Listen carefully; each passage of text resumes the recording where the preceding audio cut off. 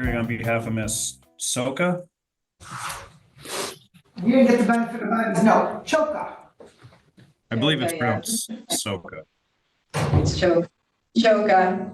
Okay, thank you. All right, your name, please, ma'am. Choka. Ma'am, your name for the record, please. Looking to me. Yes. Oh, America Choka.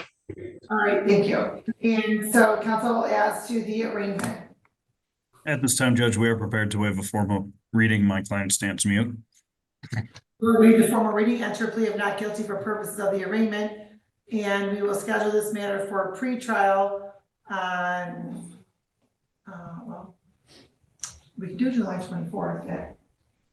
I just wanted to say a couple of things that I overlooked. You're not going to speak about the case today. The thing is, Ma'am, please stop, okay? All right, so. I was in 15 years in California, and so I just got turned around. I wasn't drunk. Ms. Choka, stop talking for 5 minutes, please, okay? Unless you're asking a question, please stop talking. Thank you. Okay. The thing is, I'm a star, ma'am. I'm playing Catwoman in the next film. I can't, like, I need to go home today. You know, there are a number of things that I'm doing right now, and I'm just asking for. And one of the things you're going to be doing is to stop talking, because I've asked you to stop talking, and you're not following the court's directions right now, which does not bode well for you if you want to be released from custody. I don't know that you're going to follow this court's orders. Counsel, ask to bond. I will. No, ma'am, it's your turn to talk right now. It's your attorney's turn to talk. Mr. Westmoreland, I think you might be muted because I can't hear you. You're correct. I was muted. She's self-employed as a speaker. She has no prior criminal history. She has no pending matters out of any other jurisdiction. She's not currently on probation or parole. And after speaking with her at length, she did assure me that she would be appearing at all future court dates. She does understand the importance of showing up and appearing. With that being said, Judge, I'd simply be requesting consideration for a personal bond on her behalf. Okay. And ma'am, how long have you been in the state of Michigan? Like a year, a little bit longer than a year. I'm here getting my father's inheritance. That's why I'm here from California. 2 years about. I'm here getting all the information together, but you know, my mind is still wired up in California. So I was just turned around, you know, yes. And so he requested a personal bond. I also, you know, as another option, I want to know if I can call my friend because he would not allow, you know, I wasn't allowed to finish the call. Just, you know, that personal bond would be, you know, great, but it's another option. I wondered that because again, I am a star. I am starring in the next Catwoman film, and there's so much that I have to do. Yeah, she's listening. So there's just so much that I have to do. And, you know, I was not familiar with the territory as I should, you know, as I guess I would like to be. So, you know. So ma'am, how long have you lived in Lincoln Park? About 2 years or so.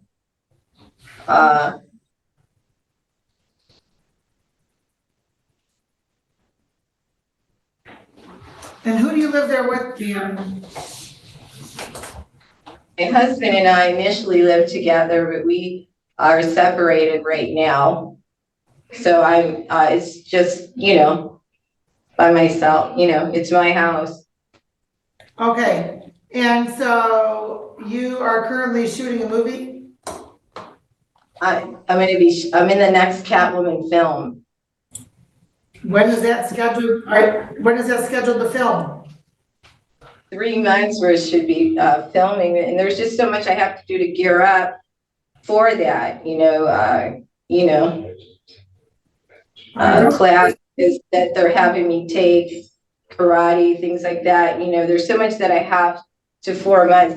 There's so much that I have to, gear up to do to begin, production on that.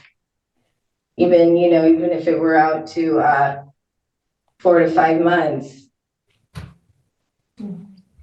And so where are you supposed to be doing that filming at, ma'am? California. A little bit will be here, but the training is here. It's in California. They know I'm here getting my father's inheritance together, so they're, they're working with me on, certain things. I did, secure the one house in there anyway. And then, and the house was star attacked. They tore down the drywall. They put chemicals all over the house, which has damaged my skin here. So I'm dealing with, all of that.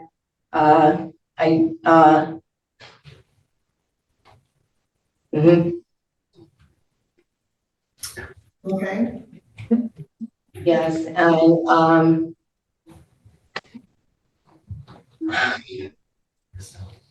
so here's what the court's going to do. You're claiming that you don't really live here. You're only here for your dad's inheritance. Based upon the lack of connection to the state of Michigan, based upon. no, I live here. Yeah. I live here. I grew up in Michigan. How long have you lived in California? 15 years.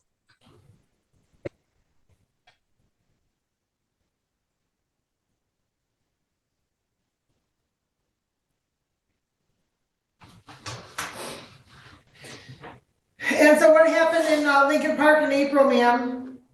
I live in Michigan, definitely live in Michigan.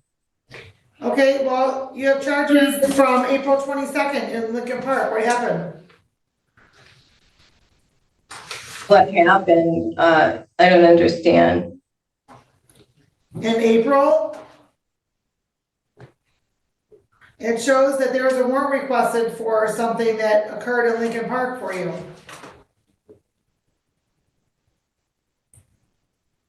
April 22nd of this year? Yes. I was in my apartment and I'm hiring an attorney to refute those charges. I was in my apartment and then, the manager, the manager, the girlfriend of the fact is that, they locked my apartment and then I had to get in. And so I asked someone to open the lock there of the window so I can get into the apartment. It was really just such a simple thing. Okay. Okay, here's what the court's going to do. The court wants to ensure Ms. Choka is going to appear in court, wants to make sure she's going to comply with the court's conditions and that she's not going to be leaving the state before our next court date. The court's going to order a $5,000 10% bond. You're not to be released without an alcohol and GPS tethered through the Wayne County Jail. I didn't hear you. The last part. After the bond. You are going to have an alcohol and GPS tethered through the Wayne County Jail.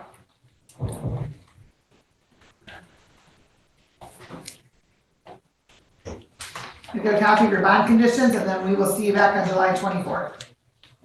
So do I need the bond to get out of the, am I getting a personal bond? You're not getting a personal bond. Also, you're not to possess or consume any alcohol or drugs that are not prescribed. Here we go. You will have to clarify, you will have to post $500 cash to get it out of custody. I'm sorry? You will have to post $500 to get out of custody. And can I call my friend then because the phone was hung up abruptly, not by me, by an officer, so I just wanna make sure I can make the call here. Can I make the call here? When we're done here, we got other things to do, so you're gonna have to. So I'm asking that question, I'm telling you. I guess, to the attorney, to my attorney. I don't have the authority to allow you to make a phone call. Ma'am, that's the police department. Ma'am, that's something with the police department. So I didn't hear the judge. Your question is directed to the police department. I don't have authority to tell the police department how many phone calls somebody can have or not have. I don't know. So, but they'll work with you, ma'am. Okay, so you said you're gonna give me a call then, officer? Okay. So you're All right, come on. Let's You go. have another case to do, so go back to Did your you cell. bring Yeah, that I'm with not you? with you. Matter of the state of Michigan versus Michael Paul Torres, 24956. And detective, your name for the record, please. Detective Chelsea Hanskin. Please raise your right hand. You solemnly swear from the testimony you're about to give in this matter be the truth, the whole truth, and nothing but the truth. I do. All right, thank you. You may proceed on the warrant. On July 8th, 2024, Wyandotte Officer Saltzman and Stathakis were patrolling the area of Ford Ave and 4th Street in Wyandotte, Michigan, when they observed a blue Chevy Colorado disregard the red light at eastbound Ford Ave and 4th Street. As officers made a U-turn to initiate a traffic stop, the driver, later identified as Michael Torres, was sticking his foot out the window displaying his ankle monitor. Officer Saltzman indicated Torres appeared very anxious during the traffic stop. Torres was speaking quickly, breathing heavily, avoiding eye contact, and sweating. Torres stated he was a convicted felon for murder and was trying to get home before his ankle monitor went off. Torres was asked to step out of the vehicle and began pacing back and forth. A lien check showed the registration for the vehicle was expired since October 3rd, 2023, and the vehicle did not have valid insurance. A tow truck was requested. During an inventory search of the vehicle, Officer Stathakis located a gray pouch on the passenger seat of the vehicle. Inside of the pouch was a glass pipe often used to smoke methamphetamine and a white crystal substance which later field tested positive as methamphetamine. Torres was placed under arrest. During the additional search of the vehicle, an open bottle of Caliber vodka was located behind the passenger seat. All right, thank you. Upon examination of opinion witness, I find the offenses charged were committed. There's probable cause to believe the defendant committed the offense. All right, and counsel, your appearance, please. Attorney Corey Westmoreland, appearing on behalf of Mr. Torres. Is Mr. Torres present? There he is. Mr. Torres, would you please state your name for the record? Michael Paul Torres. Right there. Okay. Our network bandwidth is low. Whatever that's supposed to be. All right, and counsel, as to the arraignment. Yes, Judge, at this time we are prepared to waive a formal reading. My client stands mute. Court will waive the formal reading, enter a plea of not guilty for purposes of the arraignment. So you have the right to have an attorney. If you cannot afford one, the court will appoint one to represent you.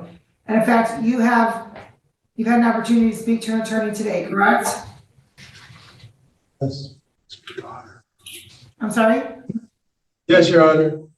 All right. You also have the right to be presumed innocent until proven guilty beyond a reasonable doubt. You have the right to have a trial by a judge or by a jury. You also have the right to remain silent. Anything you say orally or in writing may be used against you in court. Do you understand those rights? Yes, Your Honor. All right. The court's entering a plea of not guilty on your behalf. And we're going to schedule this matter for a probable cause conference on July 18th. 10:15. At 10:15 a.m.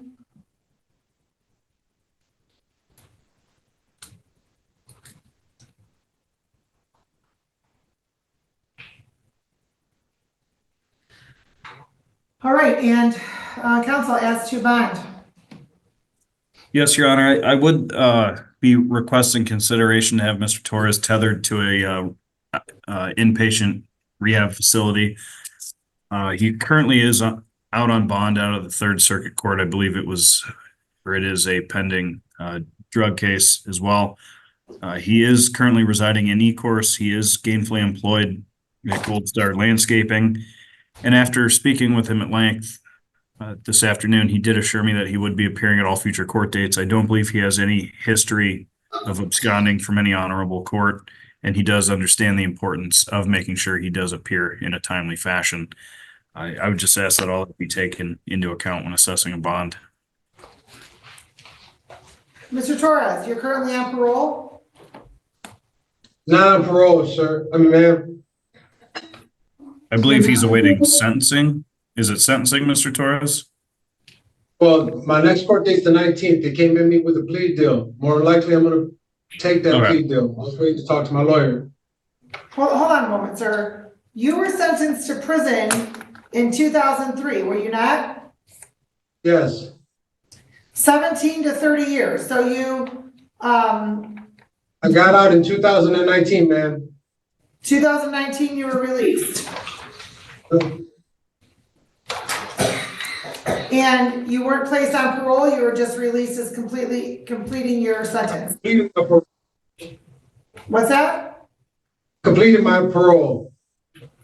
All right, and since that time, you have a matter from 2020 in Monroe County that was nolle pros, domestic violence. And then let's jump to 2024. And you've had a lot of police contact, sir. Out of the 21st District Court in Garden City, you were bound over for felony assault with a dangerous weapon and a felony weapon matter. And in May of 2024, out of the 28th District Court, you were bound over on a felony possession of controlled substance matter or delivery manufacture of methamphetamine, same type of matter you're charged with here. And you And know what? I became an addict. I'm And not I, done. and I apologize. All right, I'm I'm not sorry. done. I'm not done. And so you were bound over to circuit court on that matter. And from March of 23, there was something in Inkster alleging an assault. I don't know if anything ever happened with that. And then now here we are in this manner. And, so you're out on bond, sir, correct? Yes, Your Honor. And what matters are you out on bond for? For the Garden City and for the South Gate. And the 28th District Court is a possession charge, which is the exact same thing that you're charged with now. Is that correct? Yes, and I need help. And I have asked my last lawyer this, that I do need help. I lost my job. It became hard to get a job and I became an addict. I'm not proud of it at all. And so, sir, you're saying that you need help. Have you taken any steps on your own for treatment or for help? Into it, and then they tell me that the same time I'm working is the same time it's going on. And then I'm restricted, I have to be at home at 6:30. And I'm sorry, it's hard when you're getting depressed on your own and you don't have nobody to talk to. I live alone. And Detective Esteban? Your Honor, I do have serious concerns. As you stated, he has offended, even though he is on tether, he has offended multiple times, similar to the situation here in Wyandotte. So I'm going to request a $25,000, 10% bond.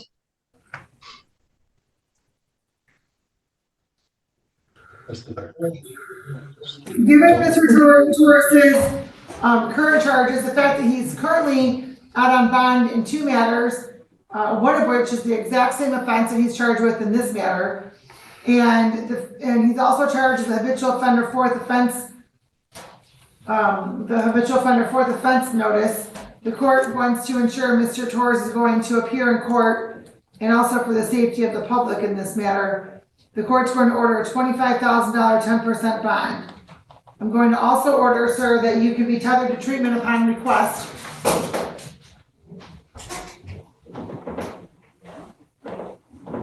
You're not to possess or consume any alcohol or drugs unless prescribed.